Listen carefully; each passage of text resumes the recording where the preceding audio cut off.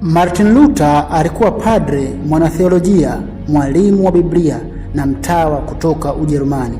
Mwanzoni alikuwa sehemu ya kanisa Katoliki kabla ya kuanza kupinga baadhi ya mafundisho na vitendo vya kanisa hilo. Huyu alizaliwa mwaka 1483 katika mji wa Eisleben.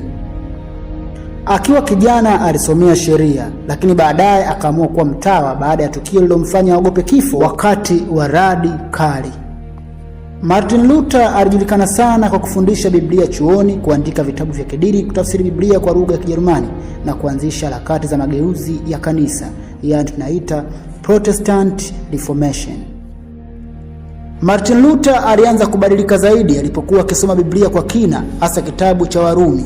Aliguswa sana na mstari unaosema mwenye haki ataishi kwa imani, Warumi sura ya 1 mstari wa 17. Kabla ya hapo Luther alikuwa anaishi kwa hofu kubwa, akihisi lazima afanye matendo mengi sana ili Mungu amkubali. Alifunga sana, aliomba sana na hata kujitesa mwili akitafuta utakatifu, lakini bado hakupata amani. Baadaye aligundua kwamba wokovu ni zawadi kutoka kwa Mungu. Mtu haokolewi kwa kununua msamaha wa dhambi wala matendo yake pekee, bali kwa imani kwa Yesu Kristo. Martin Luther alipinga baadhi ya mambo yaliyokuwa yakifanywa na kanisa Katoliki. Mambo yaliyomsukuma zaidi kufanya hivyo ni kama vile kuuza vyeti vya msamaha wa dhambi au indulgences. Watu waliambiwa kwamba wakitoa fedha kwa kanisa, wao na ndugu zao waliokufa wangeweza kusamehewa dhambi au kutoka toharani haraka. Martin Luther aliona jambo hilo aliko sawa kibiblia. Kingine kilichomfanya Martin Luther aweze kutengwa, alipingana na maisha ya anasa ya baadhi ya viongozi wa dini. Yaani baadhi ya viongozi wa kanisa waliishi maisha ya kifahari sana, huku wakitumia vibaya mamlaka yao ya kiroho.